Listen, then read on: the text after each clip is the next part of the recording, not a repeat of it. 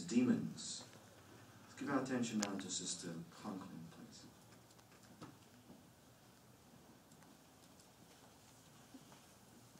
Daddy, before we begin my study today, I want to tell you about something I overheard. Sister Good Intentions was talking to Sister newly baptized, and she said, since she was baptized now, she was a direct target for Satan's attacks. I don't think I can get baptized right now because I can't stand up to Satan's attacks. I just can't. You know, Evelyn, I can understand. I can certainly understand your concern. But before you really make up your mind not to get baptized, how about we consider some information in a couple of scriptures, and just to get Jehovah's mind on the matter. Would that be okay? Okay, I'd like that. Well, I thought about an article that I read, and I think it was a little while ago, but it was talking about how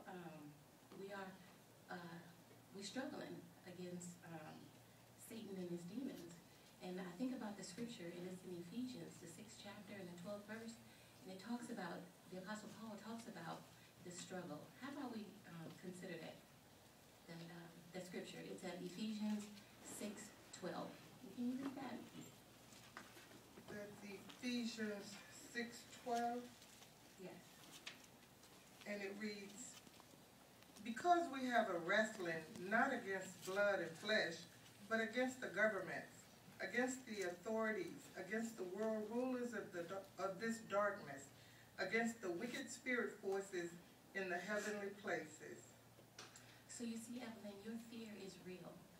It's so real that, in fact, when you think about what's going on today, we see that Satan and his demonic influence is all around us. It's in human governments, it's in mankind in general.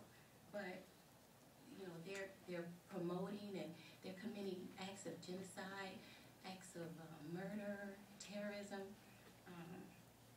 But we can't stand up against Satan on our own. We actually need Jehovah. How about we still stay in that same chapter of Ephesians, the 6th chapter, but I'm going to read verse 10, 11, and 13. Okay?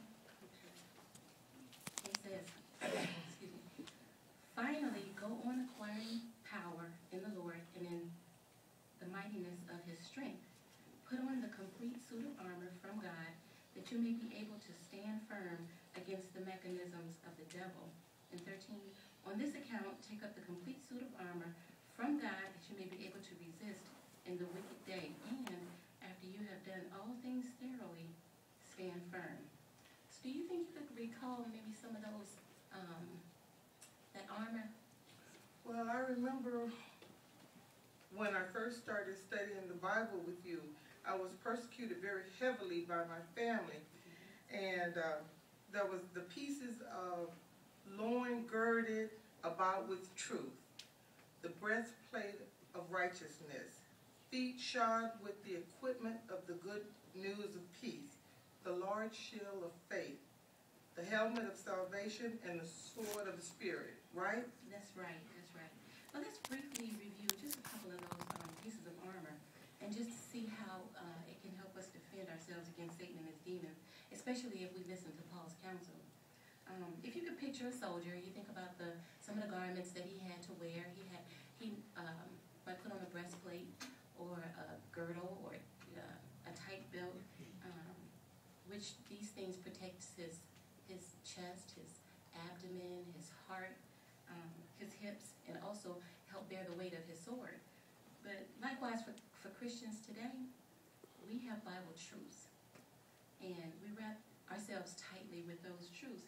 So we do this by personal study, meeting attendance, praying to Jehovah, daily reading of the Bible, and this way we can get Jehovah's direction, because it serves as a protection for us. And also, keeping a tight hold on the truth can help us to make wise decisions and protect our figurative heart. Exactly. But do you really understand that expression, feet shod with equipment of the good news of peace? Do you really understand what that means? Well, that means to preach the good God's kingdom at every suitable occasion to stay busy in the kingdom ministry. Exactly.